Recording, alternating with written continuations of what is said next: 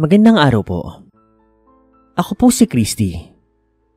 Taong 1994, nang mangyari ito, nang minsan akong tumira sa bahay ng aking lola. Nung panahon po na yun, 18 years old lang ako. Nagkasakit po kasi si lola noon. Marami naman kami mga apo niya pero walang gustong mag-alaga sa kanya. Masyado kasing istrikta si lola kaya lahat ng mga pinsan ko takot sa kanya. Takot din naman ako pero sa tuwing naiisip kong mag-isa lang siya, nakakaramdam talaga ako ng awa. Nung dumating na ang bakasyon, lumipat na nga ako sa bahay niya. Gusto ko nga sanang isama ang pinsan kong si Mila pero ayaw ni lola ng maraming tao sa bahay niya. Kaya dahil doon, napilitan akong mag-isa. Pagdating ko sa bahay niya, agad kong napansin ng mga lumang gamit. May kalumaan na rin ang bahay niya kaya medyo nakakatakot talaga. Hindi ko alam kung kailan na itayo ang bahay na iyon. Ang alam ko lang, matagal na panahon na ito. Pagkapasok sa kwartong tutulugan ko, ewan ko pero nakaramdam ako ng kakaiba. Para bang may mga matang nakatingin sa akin. Ngunit kahit na ganoon, isinuwalang bahala ko na lamang ito. Sa isip ko, baka naninibago lamang ako. Kinagabihan nun, nag-ayos ako ng mga gamit ko. At habang nilalabas ko ang ibang gamit sa aparador, may nakita akong lumang radyo. Masyado na itong luma kaya naisip ko na lang na itapon na lamang ito. Para kasi itong hindi mapapakinabangan pa. Kinuha ko ang radyo at tinanong ko si lola tungkol doon. Ang sabi niya sa akin, hindi niya maaalala na meron siyang ganong klaseng radyo. Kung gusto ko raw itapon, bahala na raw ako.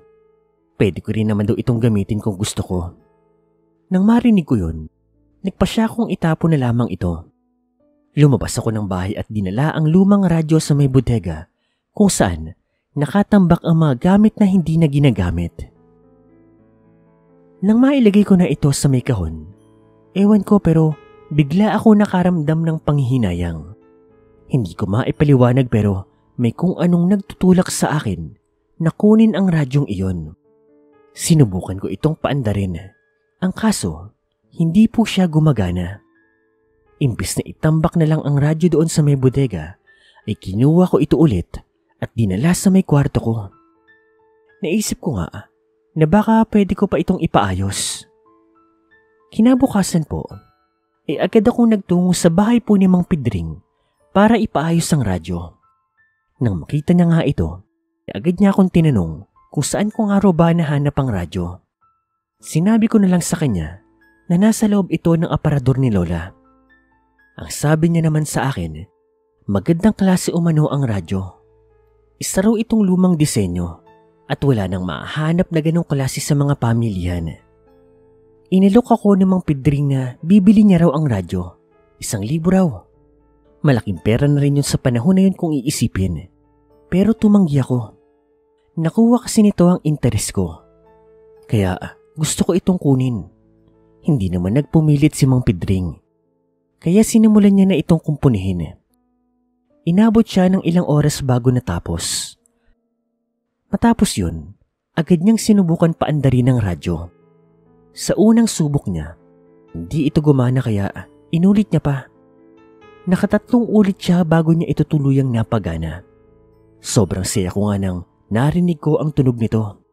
Napakalino ng musikang nanggagaling dito. Nang masiguro kong ayos na ang lahat, binayaran ko na si Mang Pidring. Agad akong umuwi ng bahay ni lola at pinakita ko sa kanya ang radyo. Wala siyang naging imik. Hindi naman kasi siya mahilig sa mga musika o kung anumang mga bagay na may kaugnay sa mga ingay.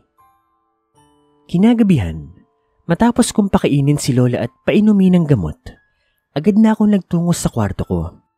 Agad kong pinaandar ang radyo at nakinig sa mga magagandang kanta rito. Masyado akong narelax sa mga malumani na musikang napakikinggan ko roon, kaya hindi ko naiwasang mapapikit. Ilang minuto lang ang lumipas, muli kong naimulat ang aking mga mata. Bigla na lang kasing nagkaroon ng static ang radyo at biglang nalipat sa ibang istasyon. Hindi ko alam kung ano ang nangyari. Nagulat na lang ako nang bigla kong narinig ang boses ng isang babae. Akala ko ay isa itong drama sa radyo. Uso kasi noon ang nakakatakot na drama. O di naman kaya love story.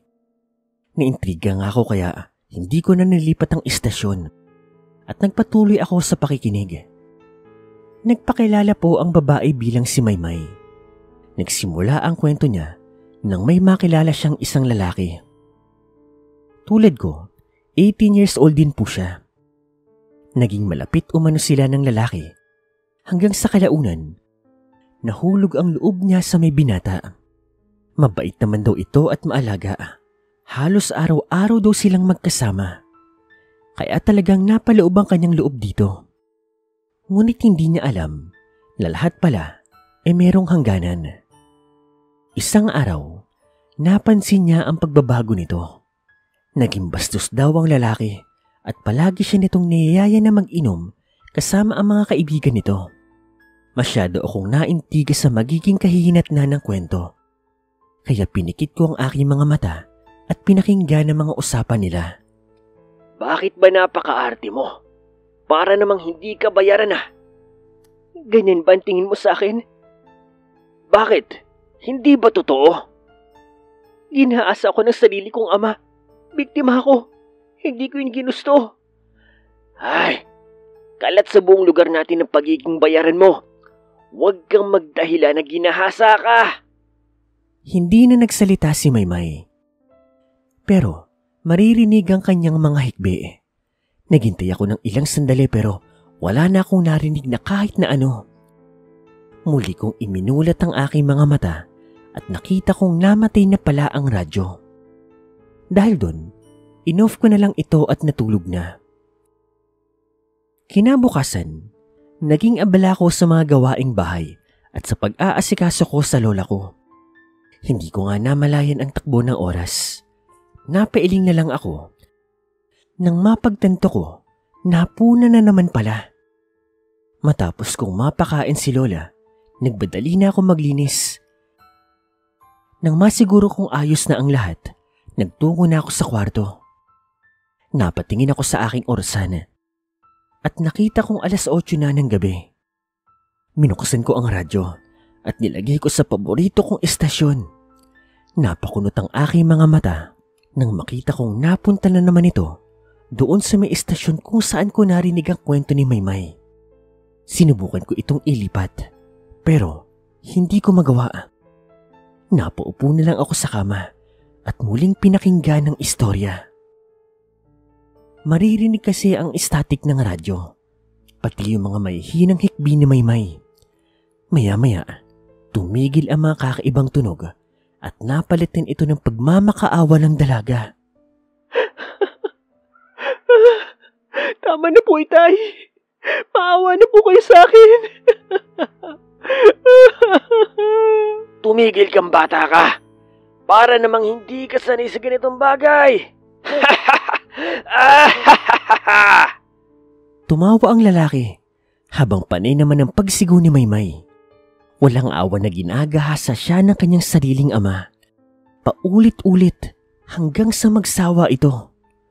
Dahil sa matinding kahihiyan at pandidiri sa kanyang sarili, sinubukan ng dalaga na magpakamatay. Pero hindi niya ito kayang gawin. Nagsimulang mawala ng ganang mabuhay si Maymay. Nagkulong siya sa kanyang kwarto at ilang araw na hindi kumain.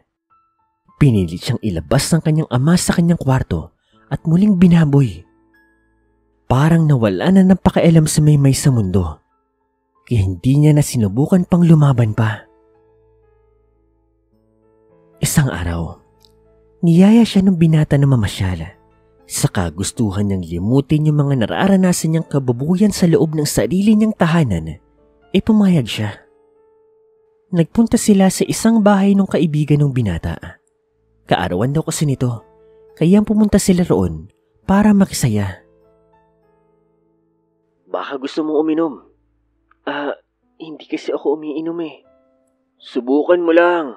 Kahit konti lang. Sige na nga. Ngayon lang to ha. Tapos uwi na tayo. Oo, sige. Sige, sabi mo eh. Nagkasiyahan sila at nagkainuman hanggang sa nakaramdam na ng hilo si Maymay. Nag-aaya na siyang umuwi at pumaig naman yung binata. Umalis na siya kasama ang 4 pa nitong kaibigan. Nawala ng malay si Maymay at nang magising siya ay nagulat siya nang nasa kakauyan na sila. Nakita niyang isa-isang naguhubad yung mga lalaki. Doon na siya nagsimulang makaramdam ng takot. Dahan-dahan siyang gumapang palayo.